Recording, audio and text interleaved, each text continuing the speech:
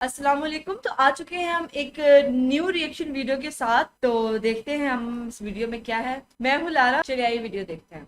बिस्मिल्लाहिर्रहमानिर्रहीम। अस्सलाम वालेकुम नाज़रीन, आप यूट्यूब चैनल देख रहे हैं। मैं इमरान खान हूँ। ये एक ख़ास वीडियो है और क्योंकि बहुत सारे लोगों ने मुझे कहा कि वो इस बारे में जानना चाहते हैं और इस पर एक स्पेशल वीडियो बनाए। इस वीडियो का जो आपने टाइटल देखा होगा उसी से आपको आइडिया हो गया होगा कि ये नॉर्मल न्यूज़ की वीडियोज़ की तरह नहीं है। यानी इसका टाइटल है कप्तान से कैदी नंबर 804 तक। इमरान खान साहब ने ये सफ़र कैसे तय किया, इस बीच में ज़ाती तौर पे मैंने कौन सी चीज़ें देखी और जो पर्सनल मेरे एक्सपीरियंसेस हैं, मेरी जब इमरान खान साहब से मुलाकात हुई तो कौन सी चीज़ें हुई थी और ये सारी सूरत हाल क्यों पेश आ रही है जिसमें आज पूरा पाकिस्तान फंसा हुआ है और इमरान खान साहब उनके गिर्द घूम रही हैं सारी चीज़ें। ये क्यों हो रहा है इसके लिए थोड़ा सा आपको मैं बैकग्राउंड बताता हूँ। देखा, इंसान जो है ना वो अपनी पूरी ज़िंदगी में एक जैसा नहीं होता।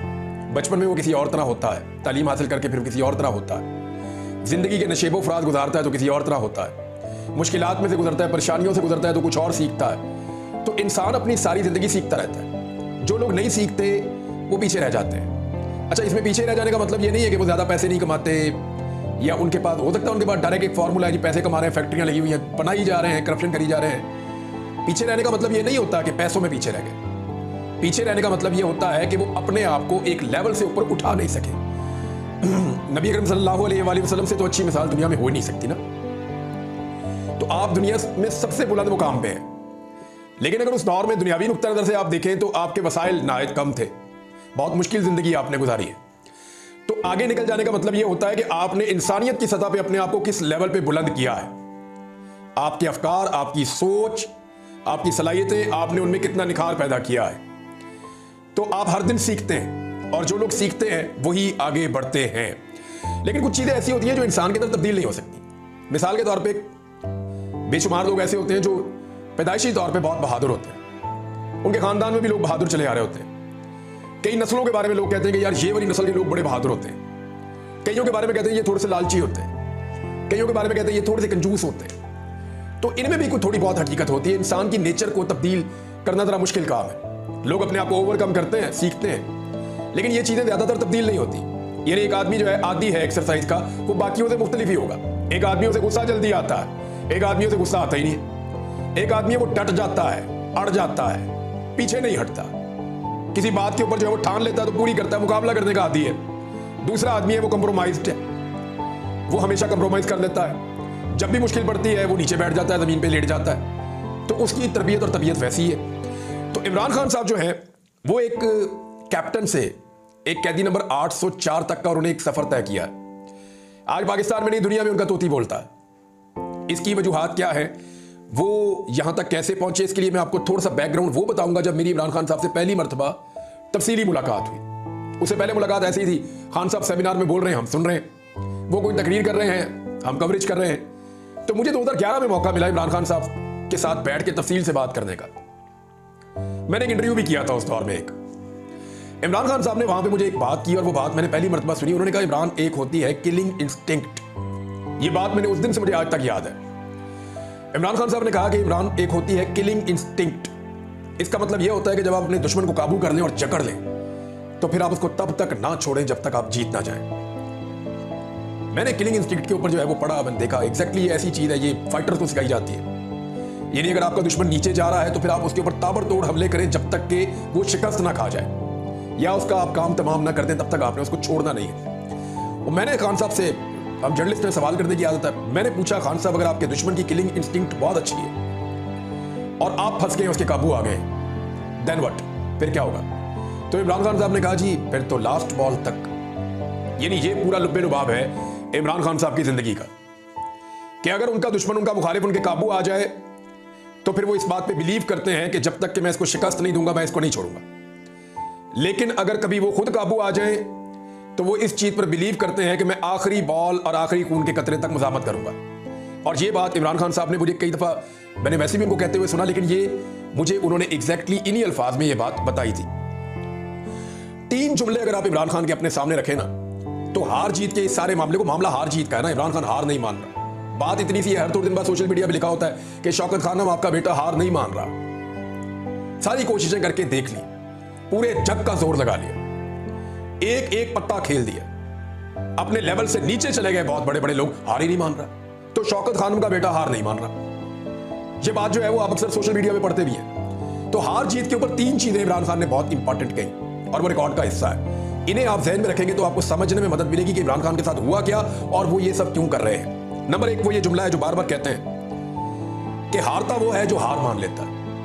ये कहने में छोटी सी बात है, जुमला है, लेकिन ये आपको एक आदमी की पूरी नेचर का बता देता है कि हारता वो है जो हार तस्लीम कर लेता है। जो हार नहीं मानता, लगा रहता है, लगा रहता है, लगा रहता है। मुझे याद है जावेद चौधरी ने एक कॉलम लिखा था, उन्होंने कहा कि एक टर्मिनेटर एक फिल्म आई थी अंग्रेजी, उस फिल्म के अंदर एक कैरेक्टर था, उसको सारे मारते हैं, तोड़ते हैं, फोड़ते हैं, गिर जाता है, गोलियां लगती है, सब कुछ तबाह बर्बाद हो जाता है, वो उठता है, कपड़े झाड़ता है, फिर गले पड़ जाता है। तो इमरान खान पाकिस्तानी सियासत के टर्मिनेटर है। जितनी दफा इनको लोगों ने गिराया, जितनी दफा इनको मिट्टी में रोला, जितनी दफा इनकी इज्जत खराब की, जितनी दफा इनको परेशान किया, यानी तलाक तक इमरान खान साहब की करवा दी, उनके बच्चे तक उनसे छिन गए, उनकी खूबसूरत जिंदगी उनसे छिन गई, गोलियां इमरान खान साहब को लगी, जख्मी इमरान खान साहब हुए, गिरफ्तार बार बार हुए, कैरेक्टर असैसिनेशन बदतरीन की गई, मुसलमान होने के बावजूद बदतरीन फतवे लगाए गए। कोई पाकिस्तान में ऐसा गंदा कार्ड नहीं है जो इमरान खान के खिलाफ इस्तेमाल नहीं किया गया। लेकिन इसके बावजूद ये आदमी टर्मिनेटर की तरह उठता है, कपड़े झाड़ता है, सीधा खड़ा होता है, फिर गले पड़ जाता है। ये है जी इमरान खान। तो ये जो पहली बात उन्होंने की ना कि हारता वो है जो हार मान लेता है, तो हार नहीं माननी। एक तो ये इमरान खान साहब का पहली चीज आप हार जीत में देख लें। दूसरी एक और बात वो कहते हैं जो हार के खौफ से मैदान में उतरता है वो जीत नहीं सकता। उसकी बॉडी लैंग्वेज ही डिफेंसिव है, वो इस डर के साथ मैदान में जा रहा है, मैं हारी ना जाऊं, मैं हारी ना जाऊं, ये ना हो जाए, वो ना हो जाए। खदशात आदमी को जीतने नहीं देते। इमरान खान साहब ने इसको सिंप्लीफाई किया कि जो आदमी हार के खौफ से मैदान में जाएगा उसके जीतने के इम्कानात खत्म हो जाएंगे, क्योंकि वो जीतने वाली बॉडी लैंग्वेज के साथ, उस कॉन्फिडेंस के साथ नहीं जा रहा, वो हार के खौफ के साथ जा रहा है, तो जीत नहीं पाएगा। उसकी स्ट्रेटेजी कुछ और होगी, डिफेंसिव। यहां आपको इमरान खान के बारे में दूसरी बात समझ आनी चाहिए कि नंबर 1 वो हार नहीं मानता, नंबर 2 उसे हारने का खौफ भी नहीं है, वो जाता ही जीतने के लिए। नंबर 3 एक तवक्कल वाली बात है जो इमरान खान साहब कहते हैं कि हारना और जीतना अल्लाह के हाथ में है, हमने मुकाबला करना है और कोशिश करनी है। और ये बात 1 मरतबा नहीं 1000 मरतबा वो कर चुके हैं कि हार जीत मेरे अल्लाह के हाथ में, हम कोशिश करेंगे पूरी। तो ये 3 चीजें अगर आप इकट्ठी करें कि एक आदमी है, उसका तवक्कल है, वो ये कहता है कि जी हार जीत अल्लाह के हाथ में, मैंने तो कोशिश करनी है, तो उसने सब कुछ अल्लाह पे डाल दिया, ये सबसे आसान है। नंबर 2 वो आदमी ये कहता है कि मैं हार नहीं मानूंगा कभी, क्योंकि मैं अगर हार मानूंगा तो हारूंगा ना, मैं तो हार ही नहीं मानूंगा। तीसरा वो आदमी ये कहता है कि मैं हार का खौफ भी नहीं रखता, क्योंकि ये मेरी जीत के रास्ते की रुकावट है। इन 3 चीजों को आप इकट्ठा करें तो आपको आइडिया हो जाएगा कि ये आदमी हार क्यों नहीं मान रहा। अब आपको ये समझने के बाद इल्म हो जाना चाहिए कि अपने जो बुनियादी फैसले हैं उनमें इमरान खान साहब का लेवल क्या है। जो उन्होंने ठान लिया वो उन्होंने करके दिखाया, हमने ये देखा। बदतरीन हालात में इमरान खान साहब ने सर्वाइव किया, उनकी ट्रेनिंग भी ऐसी हुई है। इमरान खान साहब जिंदगी में एक नहीं 1000 मरतबा ऐसे मौके हैं जिनकी मिसाल दी जा सकती है कि इमरान खान साहब ने एक नया स्टार्ट लिया, यानी हर थोड़े दिन के बाद आपको लग जाता है कि एक नया स्टार्ट लिया, और वो जिंदगी में सीखते हैं। ये वाहिद आदमी है जो अपनी गलतियां तस्लीम कर देता है, हाँ ये काम मैंने गलत किया था, मैंने इससे सीख लिया, मैं अब नहीं करूंगा। हाँ ये काम मैंने गलत किया था, मैंने इससे सीख लिया, मैं अब नहीं करूंगा। हाँ ये वाला काम भी मैंने गलत किया था, मैंने इससे सीख लिया, मैं अब नहीं करूंगा। और वो गलतियां नहीं दोहराते, हर दफा एक नई गलती करते हैं और उससे सीखते हैं। लेकिन जो आदमी एक्ट करता है ना, या कुछ कर रहा होता है या मुतहर्रिक होता है, वही गलतियां सही करता है। जो सिस्टम का हिस्सा होता है ना, वो उसमें गलती नहीं कर सकता। आपके पाकिस्तान में आपको आदत पड़ी हुई है, सारे के सारे सियासतदान जो हैं वो सिस्टम का हिस्सा है। तो जो सिस्टम के पुर्जे हैं वो सिस्टम के अंदर रहकर काम करते हैं, वो गलती कैसे करेंगे? एक आदमी जो सिस्टम को ठीक करने आया है वो सिस्टम से बाहर निकल के काम करता है, वो गलती कर सकता है, वो नई चीज ट्राई कर सकता है, वो चीज गलत हो सकती है, वो चीज सही हो सकती है, और वो उसमें सीखता भी है। तो एक जमूद जो पाकिस्तान की सियासत के ऊपर है उसको तोड़ा इमरान खान साहब ने। इस वक्त पाकिस्तान में क्या हो रहा है, या इमरान खान के साथ सियासी नुक्ता नजर से रजीम चेंज से लेके अब तक उनके इक़्तिदार में आना, उससे पहले क्या हुआ, कब उनके एस्टेब्लिशमेंट से अच्छे ताल्लुकात थे, कब उनके बुरे ताल्लुकात थे, एस्टेब्लिशमेंट ने उन्हें कहां धोखा दिया, एस्टेब्लिशमेंट को उनसे क्या शिकवे हैं, ये सारी चीजें आप एक तरफ रखते हैं, क्योंकि ये वो बातें हैं जो पाकिस्तान का एक एक बच्चा इस वक्त जानता है। जो नहीं जानता वो मैं आपको बताता हूं कि इमरान खान इस हद तक क्यों डट गया। ये बुनियादी चीज ना इमरान खान साहब की साइकोलॉजी किसी को समझ नहीं आ रही। देखिए बड़ी बात तो ये है कि पाकिस्तान के लिए कुछ करना है, वो तो मैं भी सोचता हूं, आप भी सोचते हैं, हम सब सोचते हैं, लेकिन इस लेवल तक एक आदमी कैसे डट गया, इसको समझे उनके दिमाग में आपको देखना पड़ेगा कि इमरान खान एक्चुअली है क्या। अब सारे के सारे हैरान है, इमरान खान साहब के मुखालिफिन हैरान है, उनको जेल में डालने वाले हैरान है, हर बंदा परेशान है कि इसको हो क्या गया भाई, हमने तो सोचा ही नहीं था कि ये ऐसा आदमी होगा, हमने इसको गोश्त पोस्ट का इंसान समझा था, ये स्टील के नर्व्स वाला आदमी है, हमने बदतरीन इसको जेल के अंदर रखा है। जरदारी साहब कोठियों में रहते थे, नवाज शरीफ साहब एंजॉय करते थे, उनकी जेलें ही नहीं होती थी, सहाफियों ने किताबें लिखी हुई है, बताया हुआ है कि इनकी जेलें कैसी हैं। लेकिन इमरान खान को बदतरीन जेल में रख के नहीं तोड़ पाया पूरा सिस्टम, और सिस्टम खुद हैरान है कि यार ये कैसा आदमी है जिसको हमने पकड़ लिया। मैं जब एक हुआ था ना, तो एक बंदा मेरे पास आया, वो नकाब में मेरे साथ बात करते थे। उन्होंने मुझे एक सवाल किया कि इमरान खान कब तक टूट जाएगा। ये गालिबन कोई अगस्त के महीने की बात है। अब तो मुझे पता है ना कि 5 अगस्त को गिरफ्तार हुए थे, लेकिन ये अगस्त के मिड की कहीं की बात है। उस वक्त तो मुझे कुछ दुनिया का पता ही नहीं था। तो मैंने उन्हें कहा जी कि पकड़ लिया आपने उसको, इमरान खान को। अच्छा, मैंने ऐसे शो किया जैसे मुझे इससे कोई धचका ही नहीं हुआ। मैं उनकी कैद में था, मैं ये कहता था कि मेरी यहां से जान छूटे, मैं किसी तरह निकलूं। तो आप वो मेरी कंडीशन आप समझ सकते हैं। उन्होंने कहा जी पकड़ लिया। मैंने कहा जी किधर है? मुझे उस बंदे ने बताया जी कि इमरान खान अटक जेल में। मैंने अगला सवाल किया जी उनको क्लास कौन सी दी है? तो उन्होंने कहा जी C क्लास। मैंने कहा जी उसमें क्या होता है? उन्होंने कहा जी गद्दा मिला हुआ है इमरान खान को और पंखा मिला हुआ है, तो पढ़ने के लिए अखबार मिल जाता है। तो मैंने कहा जी मेरे से तो अच्छे ही रहेंगे। ये मैंने इमरान खान साहब के बारे में वहां पे ये जुमला उन्हें कहा। लेकिन उन्होंने कहा जी जो तुमसे पूछा वो बताओ कि कब तक टूट जाएगा, तुम्हें आइडिया होगा। तो मैंने कहा टूटने का मुझे मतलब बता दें। तो मुझे उस शख्स ने कहा कि टूटने का मतलब ये है कि वो माफ़ी मांगे, अपनी गलती तस्लीम करे और माजरत करके जो है वो एक माफ़ी मांगे एस्टेब्लिशमेंट से, अपनी गलती तस्लीम करे और फिर उसके बारे में सोचा जा सकता है। ये है टूटने का मतलब। तो मैंने उन्हें कहा जी जो जहाँ मुझे आपने रखा है ना, यहाँ आप इमरान खान को ला नहीं सकते, और जहाँ आपने इमरान खान को रखा हुआ है वहाँ जो आप उससे मांग रहे हैं वो आपको देगा नहीं। उन्होंने कहा जी क्या मतलब? मैंने उन्हें एक बात कही थी, मैंने कहा था जी 2 हफ्ते आपके पास हैं, आप इमरान खान साहब के साथ डील कर दें, जो बातचीत आपने करनी है। आपको अपने लिए कुछ अगर ये आप कहना चाहते हैं इमरान खान साहब को कि थोड़ी सी को गुंजाइश या कोई पॉलिटिकल रास्ता निकालें, तो वो निकल जाएगा। लेकिन अगर आपको ये लगता है कि वो माफ़ी मांगेंगे तो ये चीज़ उनके पास है नहीं, वो आपको नहीं दे पाएंगे, माफ़ी नहीं मांगेंगे और वो ऐसा करेंगे नहीं। और जितना टाइम आप ज़ाया करते जाएंगे तो इमरान खान साहब अपनी कैद के गुलाम बन जाएंगे। ये बात उन्होंने मुझे पूछा कि कैद का गुलाम क्या? मैंने कहा जी फिर वो पिछले दिन गिनेंगे, अगले वाले नहीं गिनेंगे कि मैं बाहर कितने दिनों में आऊंगा।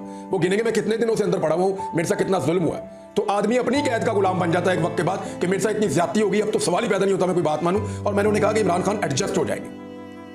फिर मैं सितंबर में आज़ाद हो गया। 25 सितंबर को मैं बाहर आया। कुछ अरसे के बाद मुझे क्योंकि डॉक्टर ने मना कर दिया था कि आपने टीवी नहीं देखना है, इसको टीवी ना दिखाएं, इसको अखबार ना पढ़ाएं, इसकी चीज़ों से दूर रखें, प्रॉब्लम था थोड़ा। तो मैंने थोड़े दिन बाद बड़ी खामोशी से अपनी बेगम से पूछा कि इमरान खान कहाँ है ना। चंद दिन के बाद वो मेरी शक्ल देखना शुरू होगी कि ये अभी भी वहीं खड़ा हुआ है। उसने मुझे कहा कि वो तो कैद है, जेल में है ना अभी। मुझे वैसे लोगों ने थोड़ा बहुत बताया हुआ था, तो मैंने कहा मुझे थोड़ा सा डिटेल बताओ। तो फिर मैंने देखा कि इमरान खान साहब ने एक स्टेटमेंट दिया, उन्हें किसी एक जेल से दूसरी जेल में शिफ्ट किया जा रहा था अडियाला में। तो उन्होंने कहा मुझे वहीं रहने दो, मैं एडजस्ट हो गया। तो मैंने सोचा कि यही बात मैं बताकर आया था। देखिए इमरान खान का प्रॉब्लम क्या है, वो 1971 में उन्होंने पाकिस्तान की तरफ से पहला क्रिकेट मैच खेला, तब वो बन गए पाकिस्तान के कौमी हीरो इमरान खान साहब। खूबसूरत आदमी था, जवान आदमी था, 6 फुट 2 इंच का कद है, जबरदस्त फास्ट बॉलर है। और इमरान खान के बाद क्रिकेट पाकिस्तान के अंदर मकबूल तरीन खेल बनता गया।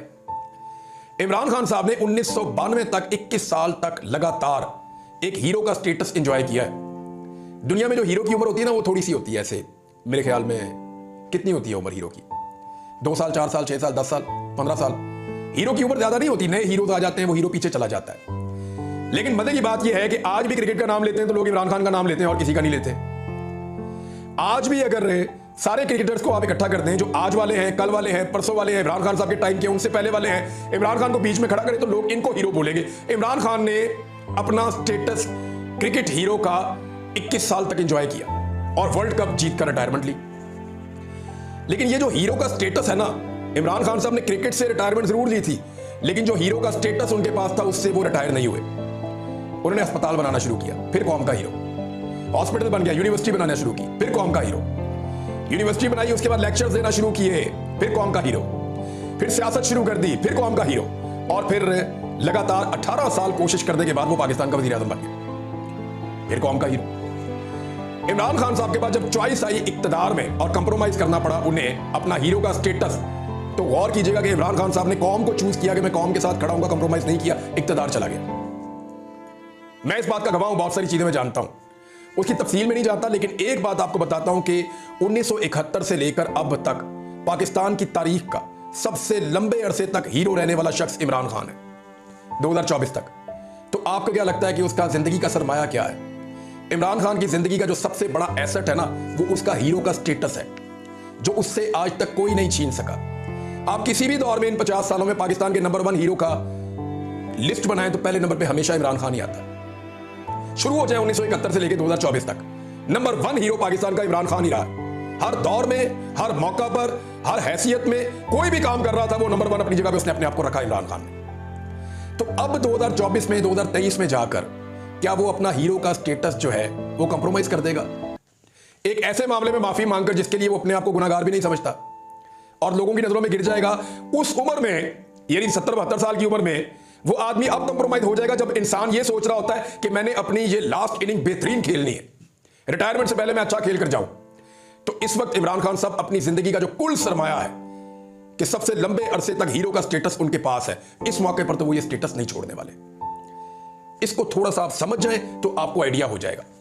वो आदमी पूरी जिंदगी हीरो की तरह जिया है, तो वो क्यों ना एक हीरो की तरह इस दुनिया से जाए। अल्लाह उन्हें लंबी जिंदगी दे इमरान खान साहब को, लेकिन हीरो की तरह जीने वाला जो 50 साल से ज्यादा हीरो की तरह जिया है, वो क्या ये पसंद करेगा कि वो हीरो की तरह ना मरे?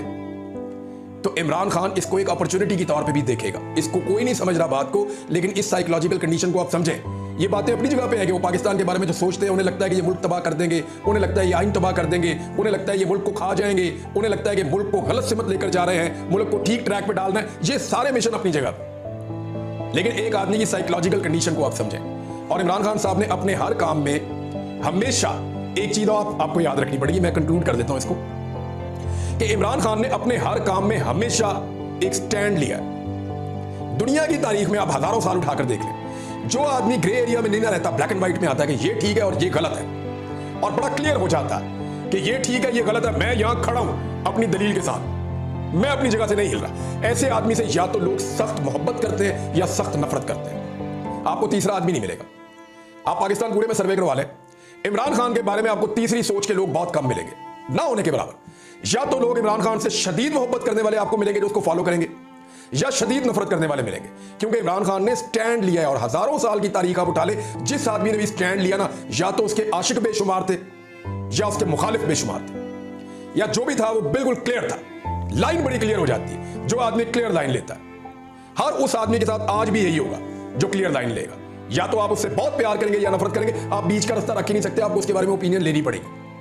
ये ऐसा ही होता है इमरान खान साहब के साथ। तो अगर इन सारी चीजों को आप देखें तो आपको क्या लगता है कि कैदी नंबर 804 इस वक्त जहां पे मौजूद है, क्या उसको उसकी मर्जी के खिलाफ रखा हुआ है? वो इस वक्त अपना वो स्टेटस जो उसके पास पिछले 53 साल से है, वो उसकी पीक इंजॉय कर रहा है। इस चीज को दिमाग में रखें। और उसकी लड़ाई जो है वो इस मुल्क के लिए है। उसके अंदर ये सेटिस्फेक्शन भी है कि मैं right side of the history खड़ा हूं, मेरे साथ मेरे लोग खड़े हुए हैं और मेरे फैसले ठीक है, और मैं अपने मुल्क के लिए लड़ रहा हूं जो मैंने हमेशा किया। ये है इमरान खान की कहानी, मुख्तसर में करने की कोशिश की है। अब बहुत सारी चीजें मैं कह सकता था, बहुत सारी चीजें मैंने इमरान खान साहब से खुद पूछी सुनी, किसी और व्लॉग में कभी आपको बताऊंगा। अब तक के लिए इतना ही।